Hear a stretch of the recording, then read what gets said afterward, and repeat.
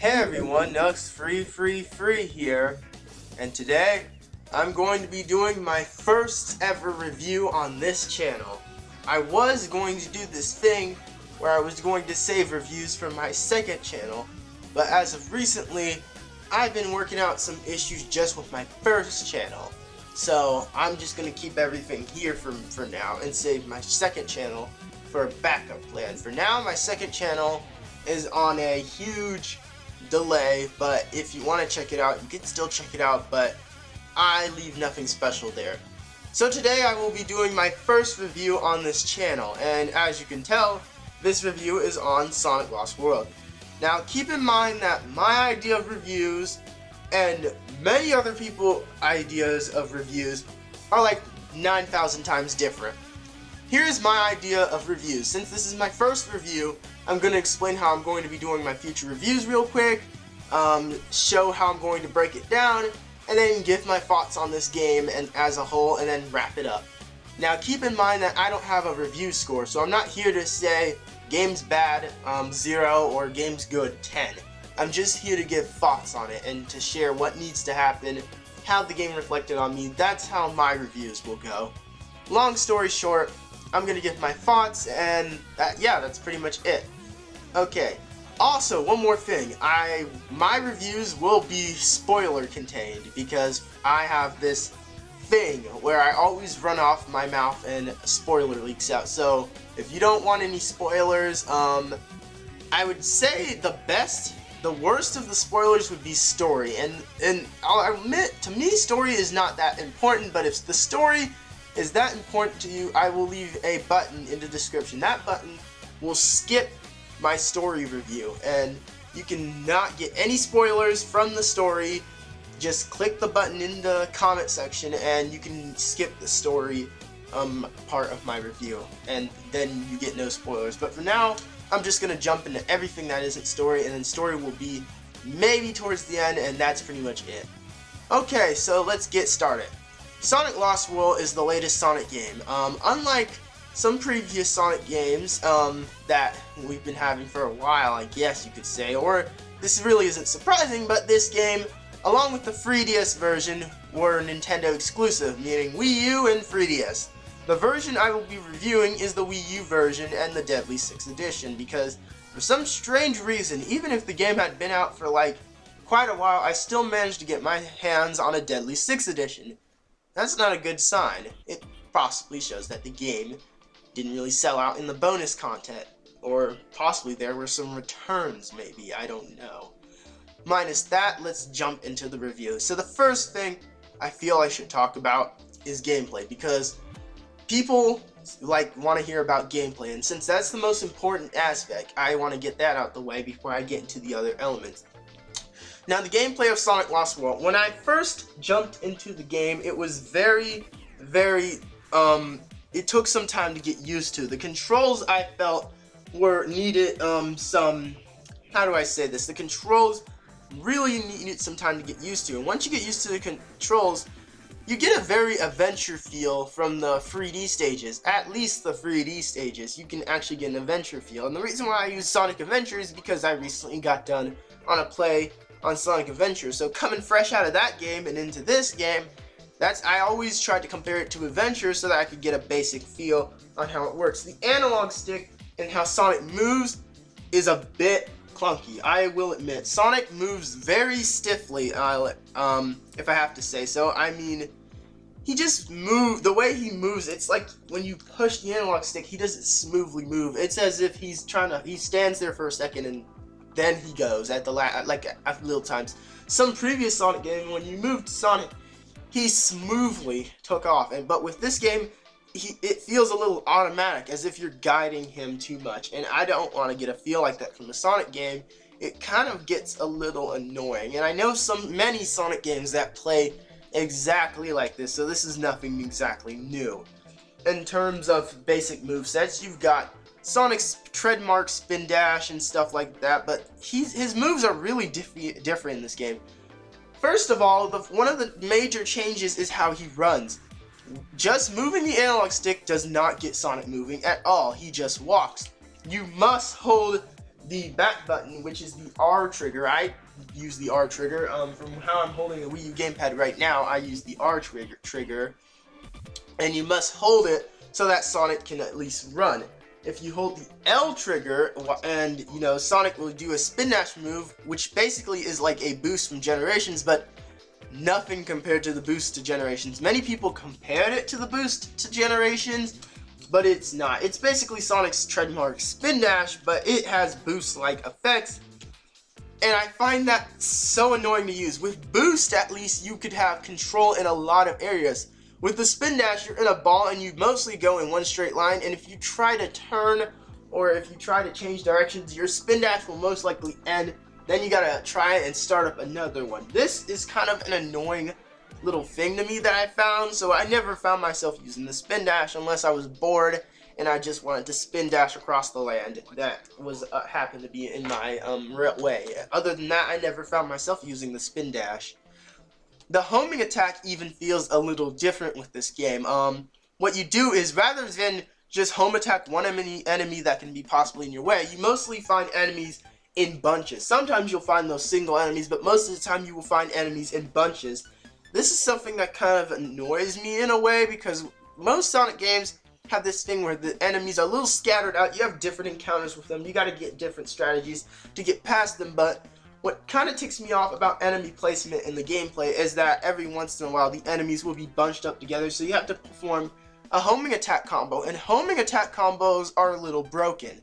When I try to perform a homing attack combo, what will happen is Sonic will go doosh doosh, but sometimes, like, you know, Sonic will hit the enemies, but sometimes he will stop in the middle of a homing attack combo. Now, I'm not exactly sure if that is just me, or if that is just a, some people have experienced this. Some people have indeed mentioned this homing attack problem, and I'm not the only one. Another thing is that some of Sonic's homing attacks are very clunky, and I mostly noticed this because the homing attack is required for the speedrunning stages. Hold on a second.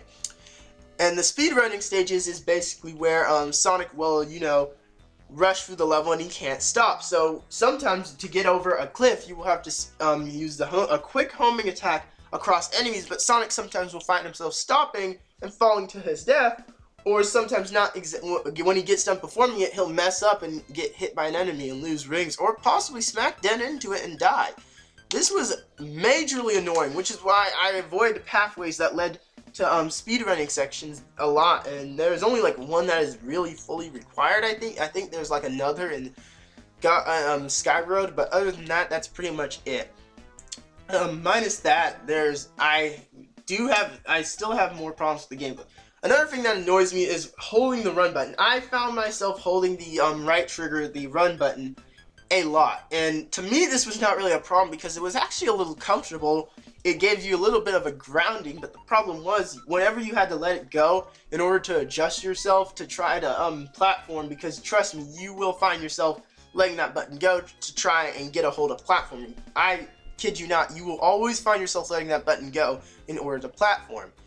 And when you mess up, you know, you get used to grabbing the button again. Sonic will try to parkour or something like that. In many situations, this can lead to your death.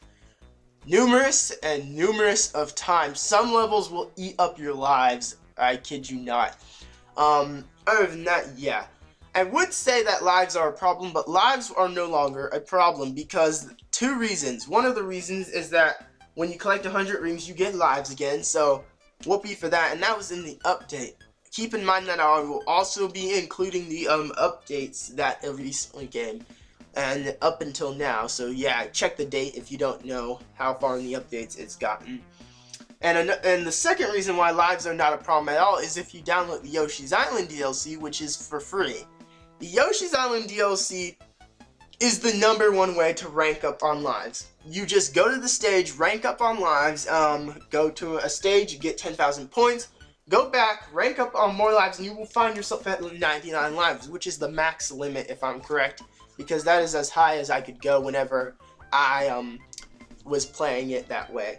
Other than that, that's it. And then you've got the Wisp. So the Wisp are the next element of gameplay I really want to review. I have a major problem with the Wisp in this game. I'm sorry, but I absolutely despised the Wisp in this game. The Wisp in this game were just horrible. I'm sorry, I liked the Wisp in Colors, and unlike a lot of people, I actually liked the Wisp in Generations. I know many people who said the Wisp in Generations and in Colors sucked. Well, to me, no. The Wisps were actually pretty good in Colors, of course, and the way they were balanced out and spread apart in stages and how they were used was great. They didn't slow down the pace. They actually sort of increased it sometimes, and it didn't affect the gameplay majorly. It enhanced it so brilliantly, and that's why I love Colors. Generations is also excusable because you got two Wisps, which is the Rocket and the Spike, at least in the console version's case, and both of those don't slow down the gameplay at all. The problem I have with the Wisp in this game is they completely slow down the gameplay, and they are extremely annoying to use. I find myself never bothering with the Wisp at all. Like, I always would try to avoid them, and throughout the entire game, I did not have one positive experience with the Wisp. None of them. The first Wisp is the Eagle Wisp, which is extremely hard to control. You don't really get any instructions on how to use it, so I found myself sucking with this Wisp. You would soar through the sky, and well, that's it. You couldn't go through the ring pass because the Eagle would be so hard to control. It would be annoying. And I would never find myself using the Eagle Wisp at all. Annoying. Another Wisp I absolutely hated was the music one, the Beat Wisp, or the whatever the heck you call it. It was the one where you would have to go out of your way to touch the screen to guide Sonic, and about like 80% of the time I used that one, I would be ended up on the cliff pretty much. Every time, I kid you not, I used the music Wisp, I would end up on the cliff. That's just me. But that Wisp was just broken. I know maybe it could have been an automatic a little bit, so it would be a little easier to guide, but I found myself switching to the TV to the gamepad just to go and die is kind of annoying. You've also got plenty of returning Wisp, and even the returning Wisp I start to despise in this game. An example is the Drill Wisp. The Drill Wisp is actually pretty fine, so yeah, but due to the analog and how, you know, freely it is, the Drill Wisp is way more uncontrollable than you would think. Now, I know that might be a bit of exaggerating because you do have a little control over the Drill Wisp, but there are times where, due to the analog's free capability, you would just slide off in some other direction, or you would try to do a turn and the Wisp would end up going off the cliff. I know it sounds like I'm complaining because I suck, but that's not the case at all. These are just my personal gameplay problems I had. How could some of these be fought out with? I felt that Colors did a better job with the Wisp because they have them in convenient places, and they do have the Wisp in convenient places in this too. The problem is the way they are executed is very lazy. I mean, think about it. Let's think, for example, the Blue Wisp. You would use it, you just do a little stomp, you can smash through objects, or you can build a pathway that you can platform on so you can reach the goal. And that was it. You could step on the platforms, they were easy to navigate through, done. That was it, and that's in Colors. The Blue Wisp isn't in this game. An example of a horrible element of the Wisp in this game is the Bomb Wisp, to where you basically have to move the Bomb Wisp, and you don't really have a lot of time. You can't take out enemies at all because you're just in that bomb form. It's like the snowball stages. And then you just, bam, smack dead into an enemy and you blow up, and that's it. It's like one of the worst Wisps out of them all. I don't even know how to freaking use that one. Next are the random gameplay switches that tend to happen throughout the games, because there will be quite a lot of gameplay switchers, trust me. And if you don't know what I'm talking about, if you played this game or if you plan on playing it, you will know what I'm talking about. So every once in a while, there'll be an element to where all of a sudden the gameplay will switch up. And an example is the snowball level, where Sonic will all of a sudden turn into a snowball, and now you're guiding him as a snowball through the level. I found this stage very, very annoying because you got the lightest, probably the smallest platforms that Sega edited, and he's like, okay, let's make this stage a pain in the butt, make it this small, there we go. Now that snowball is going to be easier to fall off than a giant moose on a balancing board. Seriously, it was annoying as crap. And I know that could be part of the difficulty of the level, and it's supposed to be challenging because, oh, you're just complaining for nothing, you just suck at the game. Well, maybe I do suck at the game, but this is still an annoying problem to me. Personally, the reason, again, I liked Generation and Colors because they still try to keep their gameplay, and even when there were moments that tried to step away from the gameplay, it didn't step away from the gameplay too much, unlike Lost World did. Lost World would have moments where it would completely step away from the gameplay. Colors and Generations would have moments where it would not kind of step away from the gameplay, but you'd still have it. Think of the elemental shields. You would have the ability now to jump higher or attack better. That would sort of change up the gameplay a bit, but you're still playing the game the way you've been playing it throughout the entire game. You're not in some sky stage where you have little to no control over Sonic and you're fighting some big mech that's like 5 times your size. I hate that level. It's in the Sky Road. You fight this giant mech and you're in these crappy controls. Why can't we just do this thing where we go from platform to platform and home attack the thing? Why are we in the sky and dodging and then reflecting its projectiles through this broken control system? It's extremely annoying to me, and many people will probably not feel the same about this, but these are just my thoughts so far. The next gameplay element I should get into is the parkour system, because the parkour system is indeed very important. Probably one of the main gimmicks that was very promoted with this game. Many people have their ups and downs with the parkour system, but now it's time for my ups and downs with it. The parkour system is broken. I'm sorry, but there are times where I can use the parkour system perfectly. Like, basically what you'll do is you'll hold the L button, you'll run against the wall, Sonic will stay against it, but he'll start dropping. So if you time your jump right, you can jump to the next wall, Sonic gains some momentum again, but he's still dropping. So unless you start off very, very high, which is unlikely, even with your little double jump or whatever you want to call it, you're always going to find yourself going downward to the point where you can't even parkour anymore, to the point where you'll just fall into your primary objective. This is the reason why red ring hunting was like a pain in the behind, because oh my god, red rings. I always despised red rings. Like, red rings are like the star coins in Super Mario, or the green stars in Super 3D World, but red coins were something I always thought were stupid, because who is honestly going to get collectibles running that fast through levels? I mean, it's Sonic. I'm not saying we should just blindly be running through the levels with no rewarding experience whatsoever, but I prefer to look at it the adventure way. With adventure, you could explore a stage with that same speed and pacing, but every once in a while, with your sense of direction and with your skill, you could get to a secret item or a secret available value. I think that's how red rings should work. With this game, red rings are in these places that you know just by looking at the red ring. When you notice that a red ring will lead off to this certain path, you look at that path and you say, I'm gonna die. And you are tempted not to go back to that path.